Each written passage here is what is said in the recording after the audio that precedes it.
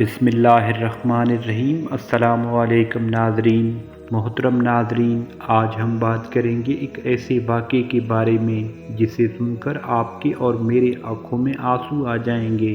محترم ناظرین، یہ واقعہ ہے خانہ کعبہ کے اندر مباشرت کرنے کا۔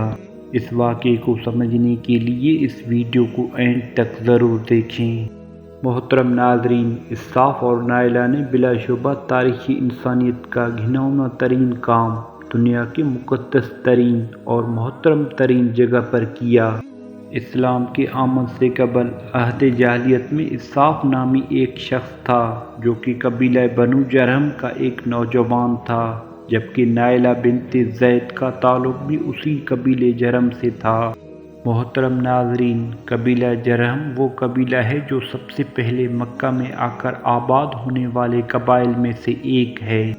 تاریخ میں آتا ہے کہ نائلہ بنت زید ایک حسین عورت تھی جو نیم عریاں لباس میں اپنے حسن کی نمائش کرتی تھی، اور اسی حالت میں وہ طواف بھی کیا کرتی تھی۔ وہ اکثر لڑکوں کے ساتھ علاقے میں جسم اور کپڑوں کی نمائش کرتی ہوئی دکھائی دیتی تھی۔ ان لڑکوں میں ایک نوجوان لڑکا سردار اسراف بھی شامل ہوتا تھا۔ ایک دفعہ اسراف اور نائلہ تنہا خانہ کعبہ میں داخل ہوئی کہ اس وقت وہاں ان کے علاوہ کوئی موجود نہیں تھا۔ تنہائی کا موقع پا کر وہ دونوں ایک دوسرے سے پیار بھری باتیں کرتے ہوئے بدکاری کرنے پر اتر آئے تھے۔ محترم ناظرین، ان دونوں نے خانہ کعبہ میں زناکاری کی۔ جب انہوں نے کعبہ میں یہ شرمناک کام کیا تو اللہ تعالیٰ کی طرف سے ان پر قہر نازل ہوا۔ اللہ تعالیٰ نے ان دونوں کو پتھر کا بنا دیا۔ قافلے والوں نے ان دونوں کے پتھر جسم کو اٹھا کر باہر لا کر کھڑا کر دیا تاکہ لوگ ان دونوں کو دیکھ کر عبرت حاصل کریں کہ مقدس جگہوں پر بے حرمتی کرنے کا انجام کیا ہوتا ہے۔ کچھ دن کے بعد مکہ کے لوگوں نے اسراف کے بت کو اٹھا کر کوہ صفا پر کھڑا کر دیا، نائلہ کے بت کو اٹھا کر مروہ کے مقام پر کھڑا کر دیا۔ محترم ناظرین، صفا اور مروہ خانہ کعبہ کے بالکل قریب وہ پہاڑیاں ہیں۔ انہی دو پہاڑیوں کے گرد بی بی ہاجرہ نے اپنے بیٹے اسماعیل علیہ السلام کے لیے پانی کی تلاش میں کافی چکر کاٹے۔ اس وجہ سے ان پہاڑیوں کو بہت مقدس مانا جاتا تھا۔ جو بھی حج کرنے کے لیے وہاں جاتا وہ اس پہاڑیوں پر چڑھ کر طواف کیا کرتے تھے۔ جب نائلہ اور اسراف کے بت کو وہاں کھڑا کیا گیا تو ان کی سزا یہ مقرر کی گئی کہ جو بھی صفا اور مروہ پر طواف کرنے کے لیے جائے تو ان دونوں بتوں کو ایک ایک جوتا مار کر واپس آئے۔ محترم ناظرین، کافی مدت تک جوتے والا سلسلہ جاری رہا۔ اس کے بعد لوگوں نے ان کو تھپڑ مارنا شروع کر دیا۔ اس کے بعد لوگوں نے ان بتوں اسراف اور نائلہ کو ہاتھ لگانا ہی مناسب سمجھتے تھے۔ وقت گزرنے کے ساتھ ساتھ عرب کے لوگوں نے ان بتوں کو محبت کی علامت سمجھنا شروع کر دیا تھا۔ قبیلوں میں اسراف اور نائلہ کی کہانی کو بڑے فخر سے ایک دوسرے کو بیان کیا جانے لگا۔ اس کے بعد لوگوں نے ان کی محبت کو دیوی اور دیوتا ماننا شروع کر دیا۔ آہستہ آہستہ یہ صورتحال ہو گئی کہ اسراف اور نائلہ کے بت کو عرب والے بڑے بتوں میں شمار کیا کرتے تھے۔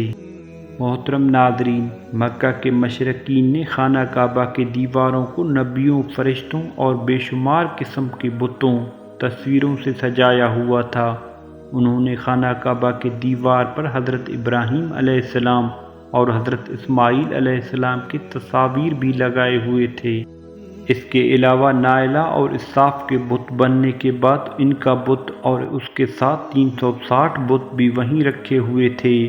بنو جرہم قبیلہ بڑے فخر کے ساتھ نائلہ اور اسراف کے عشق کا داستان دوسرے قبیلے کے لوگوں کو سنایا کرتے تھے۔ وہ اسراف اور نائلہ کے بت کو مقدس مان کر اس کی عبادت کیا کرتے تھے۔ محترم ناظرین، بڑے بڑے پجاریوں نے ان دونوں بتوں کو اسراف اور نائلہ خانہ کعبہ سے اٹھا کر صفا اور مروہ کے پہاڑوں کے وسط میں کھڑا کر دیا تھا۔ اس کے بعد وہ لوگ باقاعدگی سے بتوں کی پوجا کرنے لگے۔ جیسے جیسے اسلام پھیلتا گیا تو لوگوں نے ان پہاڑوں صفا اور مروہ جہاں اسراف اور نائلہ کا بت تھا وہاں پر جانے کو گناہ تصور کرنے لگے۔ اس وقت نبی کریم صلی اللہ علیہ وآلہ وسلم پر وحی نازل ہوئی کہ صفا اور مروہ پر جانے میں کوئی گناہ نہیں ہے، بلکہ حج و عمرہ کرنے کے لیے دونوں عبادتوں میں صفا اور مروہ کا صحیح کرنے کو لازم قرار دیا گیا تھا۔ محترم ناظرین، جب فتح مکہ کے موقع پر نبی کریم صلی اللہ علیہ وآلہ وسلم نے حضرت علی شیر خدا اور دوسرے صحابہ کرام کے ساتھ مل کر اسحاق اور نائلہ اور بے شمار بتوں کو ریزہ ریزہ کر دیا تھا، آپ صلی اللہ علیہ وآلہ وسلم نے مسلمانوں کو فرمایا کہ حج اور عمرہ کے لیے لازم ہے کہ صفا اور مروہ پر صحیح کی جائے۔ آپ صلی اللہ علیہ وآلہ وسلم نے فتح مکہ کے موقع پر جب بتوں کو توڑا تھا، ان میں مشرکین کے مشہور بت ہبل، عزا، لات و منات اور بہت سے بت بھی شامل تھے۔ تاریخ میں ان کی تعداد تقریباً 360 بیان کی جاتی ہے۔ ہبل بت کو مشرکین سب سے زیادہ اہمیت دیتے تھے۔ ہبل بت کو ملک شام کے لوگ پوجا کرتے تھے۔ ہبل کی معنی بہت طاقتور کی ہے، اس لیے عربوں نے اس بت کو ہبل کا نام دیا تھا۔ ہبل بت کو سرخ عقیقے سے تراشا ہوا تھا۔ یہ بت قریش کے لوگوں کو انسانی شکل میں بنا ہوا ملا تھا۔ قریش مکہ نے اس بت کو خانہ کعبہ کے چھت پر کھڑا کیا ہوا تھا۔ محترم ناظرین، اگر ویڈیو پسند آئے تو اس چینل کو ضرور سبسکرائب کریں۔ جزاک اللہ خیر۔ السلام علیکم۔